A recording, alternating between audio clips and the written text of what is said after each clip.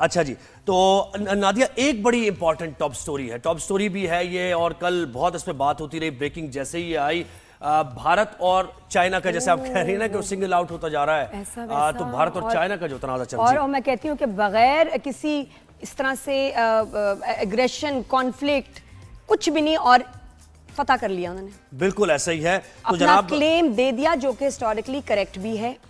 اور it is incredible, کیونکہ ان کو جو آگ لگی ہے بھارت کو اس پہ کہ بھئی اس وقت تو ہم ابھی ان چیزوں سے ڈیل کر رہے ہیں، ٹرمپ کی بات ہو رہی ہے، لو جی چائنا نے بھی دیکھو. تو I R expert Hamid Khan Al-Mashriqi صاحب نے ہمیں جوائن کیا، بہت شکریہ حامد صاحب، آپ نے ہمیں وقت دیا.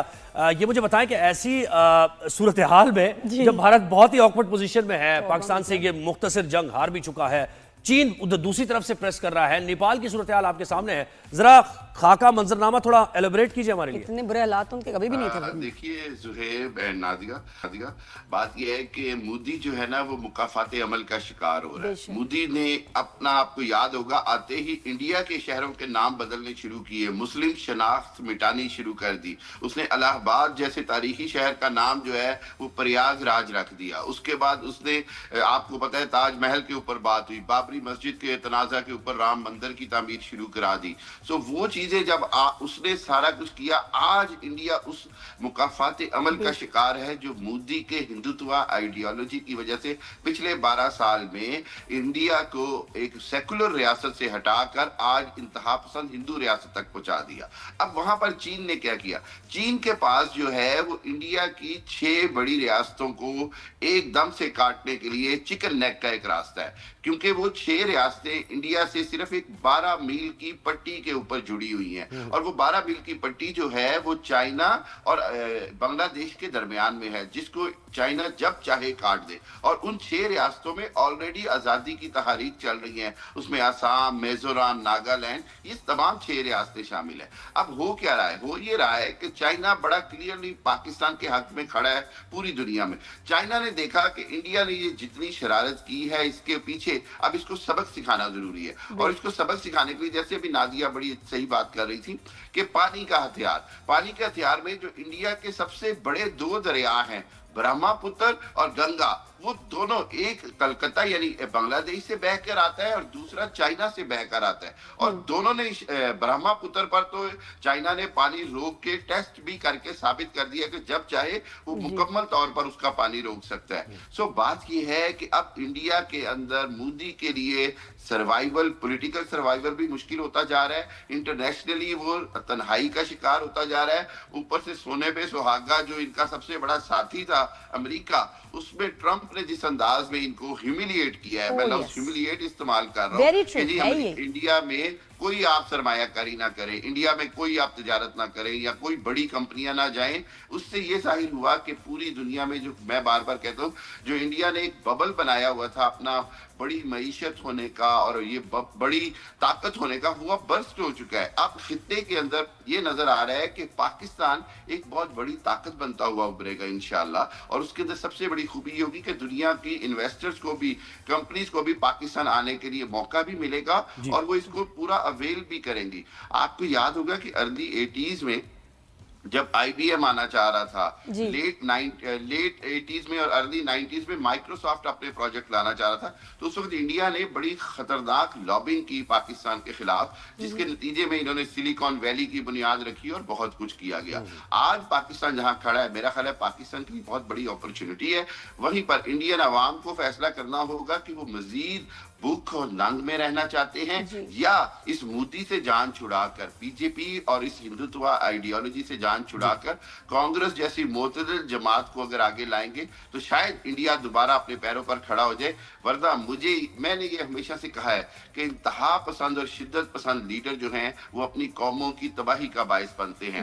بار بار میں مثالیں دیتا ہوں مسولینی کی، ہٹلر کی اور دوسرے لیڈرز کی، کہ انہوں نے انتہا پسند، جو بھی سپر میسی کے اوپر آتا ہے نا، جو نسل پرست پرستی کے اوپر آتا ہے, مذہبی بنیاد پہ آتا ہے, وہ اپنی قوم کے لیے تباہی کا باعث بنتا ہے. آج کی دنیا معتدل دنیا ہے. آج کی دنیا میں ایک دوسرے کو برداشت کرنا, تحمل کے ساتھ رہنا, اور سب سے بڑھ کر یہ کہ دنیا میں تنازعات کو جنم نہ دینا. جیسے ابھی آپ نے بھی کہا کہ انڈیا کے تو اپنے ہمسایوں سے اتنے تعلقات خراب ہیں کہ محلے میں کسی کے اتنے ہمسایوں سے اور اب کہہ رہے ہیں ٹرکی میں کہ جی ہم ان سے بائیکاٹ کرتے ہیں, وہاں گھومنے نہیں جائیں گے. مطلب آپ جائیں گے کہاں؟ آپ تو آس پاس یہ وہ, آپ تو میں خیال پانی لینے بھی گھر سے باہر نہیں نکلیں گے آپ نلکے سے, جو برے حالات ہیں ان کے. لیکن سر یہ بات یہ دیکھیں کہ جو انڈیا نے نا جھوٹ بولا ہے دنیا کے ساتھ, انڈیا نے دکھایا ہے دنیا کو کہ یہ امبانیز کا انڈیا, لیوش ویڈنگز, پیسہ پانی کی طرح جو ہے باہر ہیں, وہ تو 5% بھی نہیں ہے ہندوستان کا. یہ کیا صحیح بات ہے کہ 95% جو بھارت ہے باقی وہ ایک افریقہ کے ملک سے بھی بدتر اس کی پاورٹی ہو؟ بالکل بالکل ایسی. دیکھیے آپ دیکھیں کہ انڈیا میں ایک فلم بنی جو تھوڑی سی ریالٹی پہ تھی, وہ سلم ڈاگ ملینئر تھی, ہالی ووڈ نے بنائی, ٹھیک ہے, پورا انڈیا اس پہ دھاروی سلمز, وہ ایک سلم ہے, ایسے کتنے سلمز ہیں. ہاں, بات یہ کہ پورا انڈیا جو ہے وہ سلمز کے اندر گھرا ہوا ہے. اس کی وجہ یہ کہ دنیا میں ایک بڑی بیسک ریسرچ ہے کہ غربت کی سب سے بڑی نشانی یہ ہے the unjustified distribution of the wealth, یعنی دولت کی غیر منصفانہ تقسیم. اور اگر دنیا میں کسی ملک کو دیکھنا ہو جہاں دولت کی بدترین غیر منصفانہ تقسیم ہوئی ہے تو پھر یہ اڈانی, امبانی, برلا اور ان کا انڈیا دیکھیں, ان کا انڈیا دیکھیں جنہوں نے چند ایک لوگوں کے ہاتھوں میں ہزاروں کروڑوں روپے دے دیے گئے, اور باقی انڈیا میں یہ حال ہے کہ لوگ بھوک ننگ سے مر رہے ہیں, عورتیں اپنے بچے بیچ رہی ہیں. دنیا میں سب سے زیادہ گردے بیچے جاتے ہیں. بالکل ایسے ہی. آپ یہ سمجھتے ہیں کہ اس وقت جیسے بہت زیادہ ٹرم آئل کا شکار ہے بھارت, اور وہ تحریک آزادی کی تحریکیں بہت چل رہی ہیں, تو یہ تو ایک موقع ہے اس وقت تو رسپونڈ کرنے کی بالکل بھی پوزیشن میں نہیں ہے چائنا کو بھارت, اگر چائنا یہ اقدامات کر لیتا اور مزید آگے بڑھتا ہے ایک سٹیپ. جی بالکل. دیکھیے چائنا کی ایک بڑی خوبی ہے, وہ یہ ہے کہ وہ بڑی پلاننگ سے چلتے ہیں. وہ اپنے سٹیپس سے نہ تو پیچھے ہٹتے ہیں, اور ہر سٹیپ لیتے وقت اس کے پروز اینڈ کونز, یعنی اس کے جتنے بھی اثرات ہیں ان کو کیلکولیٹ کر کے چلتے ہیں. اس لیے آپ دیکھیے گا کہ آئندہ آنے والے دنوں میں چائنا نے اپنا اثر و رسوخ مزید اس چکن نیک کے اندر بڑھا دینا ہے, کہ ایسے ہو جانا ہے کہ انڈیا کو مجبوراً اس سارے خطے سے ہٹنا پڑے گا. یہ میں بڑی کیٹیگوریکلی بات کر رہا ہوں. مجھے یہ نظر آ رہا ہے کہ انڈیا چکن نیک سے دستبردار ہوتا نظر آ رہا ہے. اس کا مطلب یہ کہ 5 ریاستیں اسٹریٹ اوے آزاد ہوں گی جو ایک انڈیپینڈنٹ کنٹری کی شکل اختیار کریں گی. دوسری بات یہ ہے کہ چائنا نے دفاعی طور پر انڈیا کو اتنا جس کو کہتے ہیں نیچے کر دیا ہے کہ اب وہ جو انڈیا کو خطے میں رول دینے کی بات ہو رہی تھی اسرائیل اور امریکہ کی طرف سے اور یورپ کی طرف سے بھی, کہ جی انڈیا جو ہے شاید یورپ اور امریکہ کے مفادات کا تحفظ کرے گا چائنا, پاکستان, رشیا اور ایران جیسے ممالک کے خلاف, تو وہ اب بات ختم ہوگی. اب بلکہ بات امریکہ میں یہ ہو رہی ہے کہ خدا را پاکستان سے دوبارہ دوستی کرو. پاکستان نے آپ کو افغانستان میں بچایا, پاکستان نے رشیا کے مقابلے میں وار اگینسٹ ٹیرر. بالکل. اور آپ ان کو کوئی سمجھ نہیں آتی, ہر سوال کا جواب یہ terrorist, hub of terrorism, terrorist nation, اور کوئی ان کے پاس ایکسپلینیشن یہ بھائی تمہارے جہاز کیسے گرے, کیا ہوا, وہ بھی اس کا بھی جواب یہ ہے. بیکاز ایون ان کے renowned analyst have nothing to say, they have no answers. جی نادیہ, اس کا سادہ سا جواب پتہ ہے کیا ہوتا ہے کہ دنیا میں واحد ملک انڈیا ہے جس نے ایک سرٹیفائیڈ ٹیررسٹ کو وزیر اعظم بنا دیا. یعنی مودی وہ واحد شخص تھا جس کو انڈیا نے سرٹیفائیڈ ٹیررسٹ کے طور پر امریکہ کا ویزا کینسل کر کے امریکہ آنے پر بین کر دیا وزیر اعظم. کبھی دنیا میں ایسا شخص بھی وزیر اعظم بنا ہے؟ کوئی شخص نہیں بنا. تو ایک ٹیررسٹ آرگنائزیشن کا سربراہ, آر ایس ایس وہ آرگنائزیشن جس کا مودی سربراہ ہے انڈائریکٹلی, وہ آرگنائزیشن ہے جس نے ان کے باپو یعنی گاندھی کو قتل کیا. گوڈسے وہ شخص تھا جس نے قتل کیا, اس کو آج یہ ہیرو بنا دے.